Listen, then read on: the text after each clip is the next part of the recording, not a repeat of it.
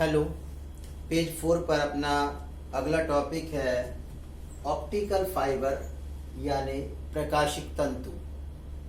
तो देखिए, ये एक ट्रांसपेरेंट यानी पारदर्शी प्लास्टिक, हार्ड प्लास्टिक से बनी हुई एक केबल माने तार होता है।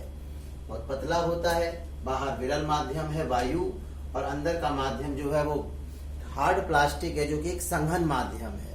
तो अंदर संघन माध्यम परंतु पारदर्शी होता है और बाहर वायु है। अब यहां से एक प्रकाश किरण लेजर लाइट हमने जलाई, इसमें अंदर ये इस जगह पर पहुंची।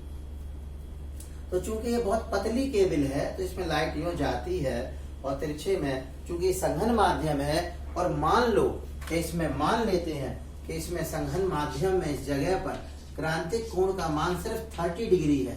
तो इसका ये अर्थ है कि अगर 30 से बड़ा कोण हुआ तो लाइट अंदर ही लौट आएगी। तो वही बात हो गई, ये कोण लगभग 30 से काफी बड़ा है, तो ये लाइट यहाँ से, चूंकि ये पारदर्शी है फिर भी बाहर नहीं निकलती, पूर्ण आंतरिक परावर्तन के कारण, पूर्ण आंतरिक परावर्तन यानी टोटल इंटरनल रिफ्लेक्शन के कारण ये लाइट अंदर ही मुड़ जाती है। अब ये अंदर ही जा रही है, यहाँ पहुंची। तो चूंकि पतली केबल है तो खड़े में तो लाइट गिर नहीं पाती, तिरछी गिरती है। तो फिर ये 30 से बहुत बड़ा कोण है और 30 से बड़ा कोण बनेगा तो अंदर ही अंदर मुड़ जाएगी। तो 30 से बड़ा कोण बनने के कारण ये फिर बाहर नहीं निकल पाई और अंदर ही मुड़ गई।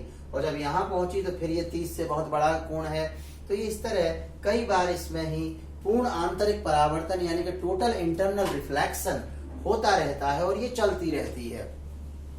पर जब ये यहाँ पहुंची तो अपन सोच सकते हैं कि पतली नली में अगर कोई लाइट रे ऐसे, कोई प्रकाश किरण ऐसे जाएगी तो सामने की सतह पर जब टकराएगी तो वो कोण बहुत छोटा होगा, क्योंकि वो तो लगभग तिरछी चल रही है। तो सामने जब हमने लंब खींचा, इस सतह पे जब लंब खींचा तो ये कोण अब 30 से छोटा है, और 30 से छोटा है, क्रांतिक कोण से छोटा है, तो ये प्रकाश किरण बाहर निकल जाएगी। तो लास्ट में ये इस जगह से बाहर निकल जाती है। इस प्रकार हम ऐसी नली में 1000 किलोमीटर तक भी लाइट को भेज सकते हैं, और पूर्ण आंतरिक परावर्तन की यानी कि टोटल इंटरनल रिफ्लेक्शन की इस घटना में लाइट का 1% भी लॉस नहीं होता, यानी कि इसमें एनर्जी लॉस, ऊर्जा क्षय नहीं होता है। जितना ऊर्जा यहाँ से हम भेजते हैं प्रकाश की, 1000 किलोमीटर बाद भी उतनी ही ऊर्जा निकलती है। तो इस प्रकार प्रकाश को बिना ऊर्जा क्षय के बहुत दूर तक भेजना हो, वो भी मुड़ते हुए, जैसे अपन टॉर्च जलाएं तो लाइट हमेशा सीधी चलती है, पर इस पाइप को टेढ़ा बनाने का ये कारण है, इस ठोस जो है केबल, इसको टेढ़ा बनाने का ये कारण है कि इसमें मुड़ते हुए भी प्रकाश दूसरी जगह चला जाता है। इसके 3 उपयोग हैं। पहला उपयोग है लंबी दूरी तक प्रकाश यानी लाइट को भेजने में बिना एनर्जी लॉस के।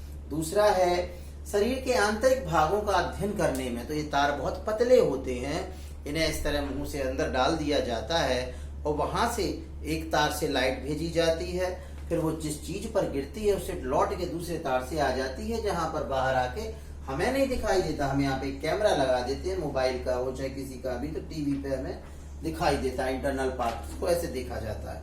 तीसरा, विद्युत ऊर्जा को यदि बहुत दूर तक भेजें तो तारों में ऊर्जा क्षय होता जाता है इलेक्ट्रिसिटी का।